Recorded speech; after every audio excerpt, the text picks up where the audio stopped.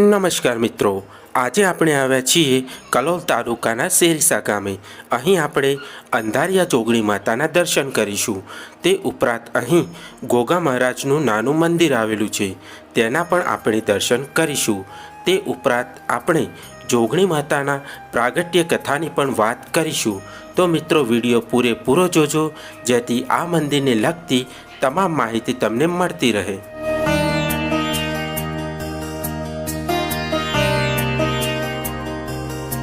चलो मित्रों, मारी साथे पहला आपणे जोगणी माताना दर्शन करीशुं।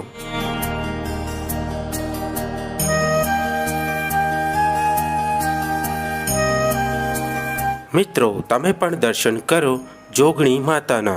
जय जोगणी मां।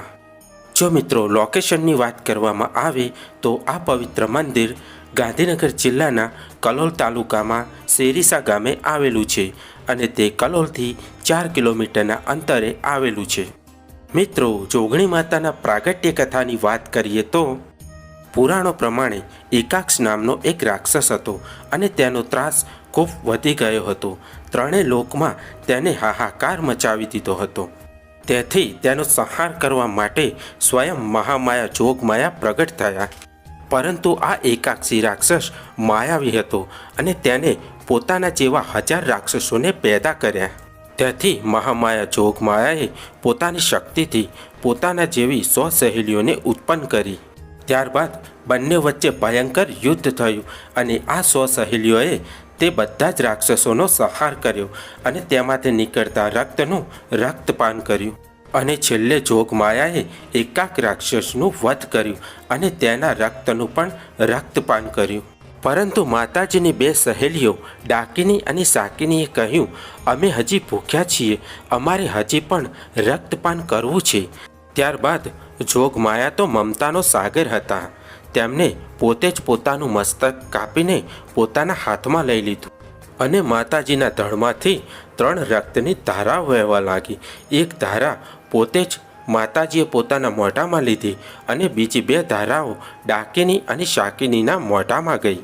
આમ મહામાયા જોગમાયાએ પોતાની બંને સહેલીઓ ડાકીની અને શાકીનીને પોતાનું રક્તપાન કરાવ્યું। તો મિત્રો, આ હતી જોગમાયાની પ્રાગટ્ય કથા। મિત્રો, જોગમાયાને છિન્ન મસ્તિકાના નામથી પણ ઓળખવામાં આવે છે।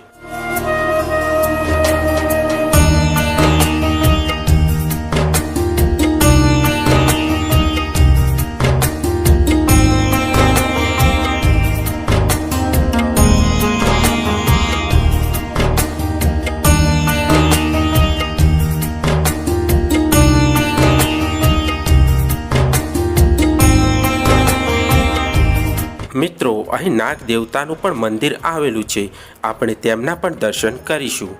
જય નાગ દેવતા। મિત્રો, અહીં નાગ દેવતાનો રાફડો પણ આવેલો છે અને અહીં દરરોજ તેમને પીવા માટે દૂધ મૂકવામાં આવે છે।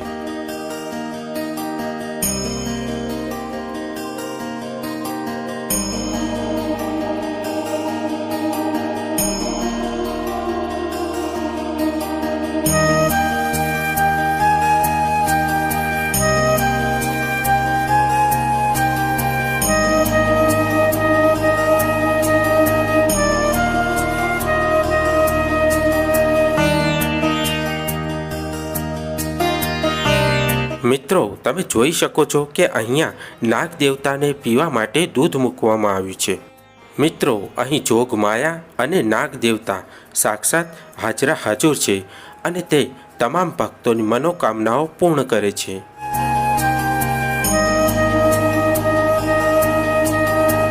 જો મિત્રો, તમને અમારા વિડીયો ગમતા હોય તો અમારી ચેનલને સબસ્ક્રાઈબ કરો, વિડીયોને તમારા મિત્રો સાથે શેર કરો અને લાઈક કરો, જેથી આવા અવનવા વિડીયો અમે તમારા માટે લાવતા રહીએ।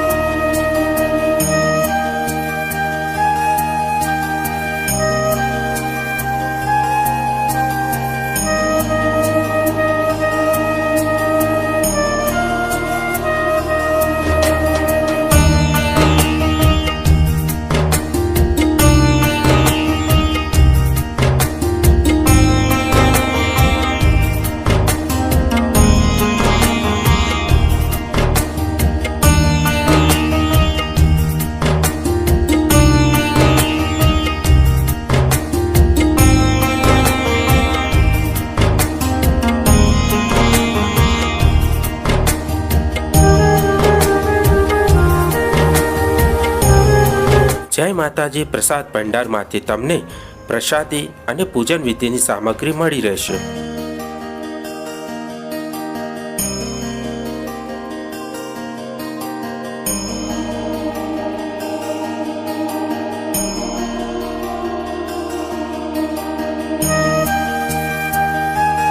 ચલો મિત્રો, હવે રજા લઈશું. જય જય ગરવી ગુજરાત, વંદે માતરમ.